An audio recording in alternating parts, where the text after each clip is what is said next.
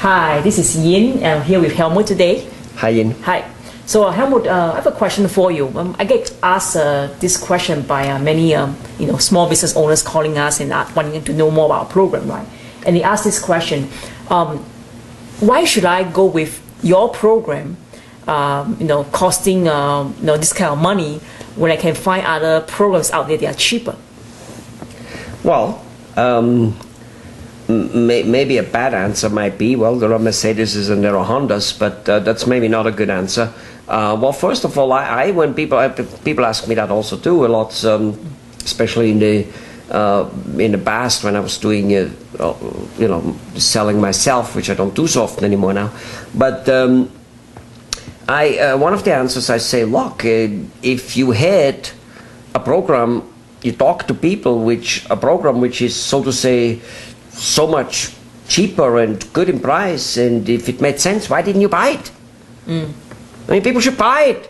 Again, it's like it boils back to the people who want millions of references and who want this and who want that and who want that, and they want guarantee on top of the guarantee, and they don't know whether we will deliver the guarantee because what about if, well, you keep working till we reach the goal, what about if we never reach it? They come up with millions of reasons why. Well, they're not ready to buy. Not for nothing, I think it was Buddha who said that, or maybe it was Gandhi, it was one of those Indian gurus who says, the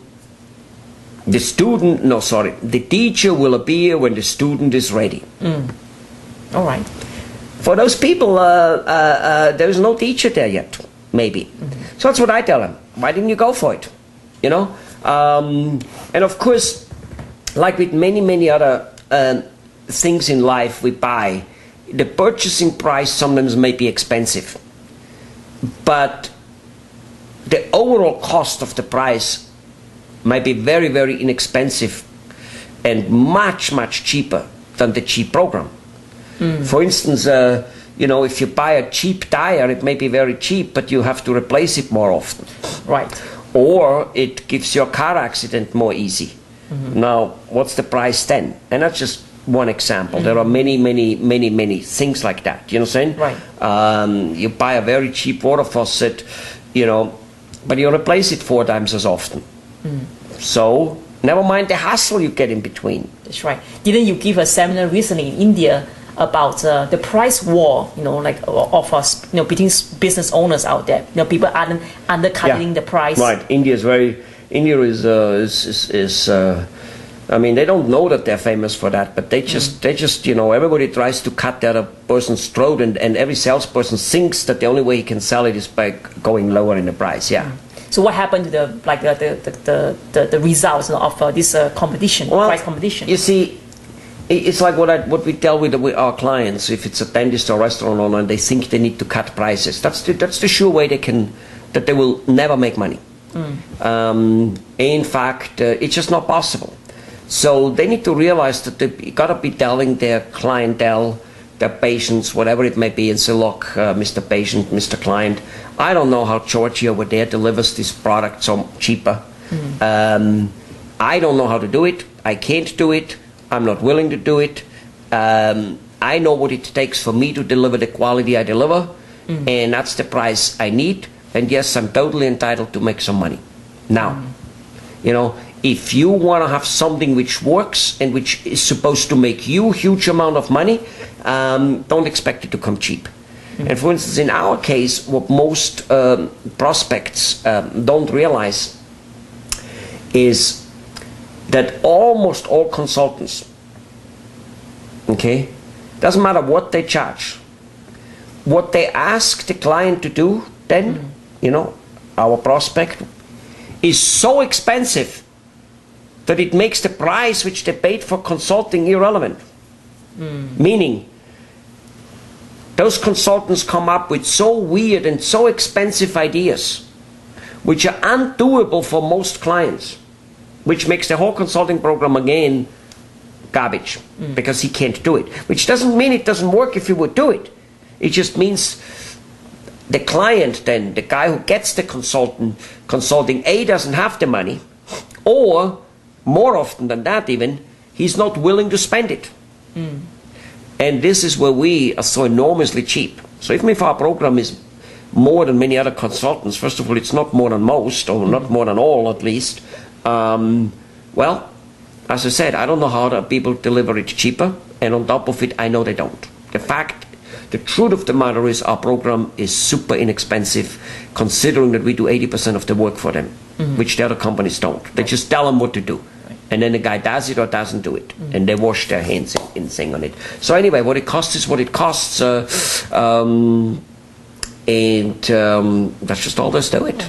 And I think you bring up a very good point about how, people use price as a comparison, right? But I do know that, in the end, you do get what you pay for in the end, right? And anything that's about increasing business and about helping a business to grow, right? It doesn't come cheap. It's not cheap. No. Well, personally, I don't necessarily think that in all cases you do get what you pay for. Like, for instance, in our cases, I think you get a lot more than you pay for. Well, it's true. And here's the thing. One area where we are very inflexible with what it costs is what it costs. But we are quite flexible, after all, with payment arrangements. We allow that type of stuff, and that alone is worth for lots of things. It's like with a house and a car. Most of us could not ever afford one if there wouldn't be banks lending us money for it in some type of affordable payment arrangement. And we do similar things. If a business owner doesn't have the money we charge, he's super sick on an economical level, super sick. And 95% of the time that's not the case. 95% it's the unwillingness to spend money for that type of stuff. That's just all there's to it. Well, I think the unwillingness can be very costly just in itself. Oh, it's super costly. Because I think there's this saying, right, if you think education is expensive, try ignorance. Right. Just same like if you think healthcare and staying healthy and doing preventive healthcare is expensive, try to get sick. See how expensive that is. Never mind how uncomfortable it is. That's right. You see, and living a lifelong with lost dreams, with thinking, my God, I have a business and I could be big. I should be big. I should have a business with money and time at the same way, because the only way to have time if you have your own business, if you're big enough that you, the business owner, can stay away from it a little more. To run around with that failed purpose, with that failed feeling of I'm not making it, and continue suffer, that's the miserable thing. Right. That's what, and that's when then people get grouchy and they get annoyed with life and annoyed with their spouses, and that's when they feel like they're in a dead-end job, literally, even though they own a business, and that's when they start saying, well, I'm too late, I was too late for the business, I went too wrong, this and this. No, let me tell you, he just wasn't willing to move it, right, and to do the things that needs to be done. He kind of basically expected to be with one skill, being a good restaurant owner, a good mechanic, a good dentist, to make it, and then say, well, I learned enough, I don't want to spend money on that. Basically, it's not honoring, it's not valuing the knowledge of business running and marketing, and thinking, well, that's all common sense, I don't need to have to spend money for that.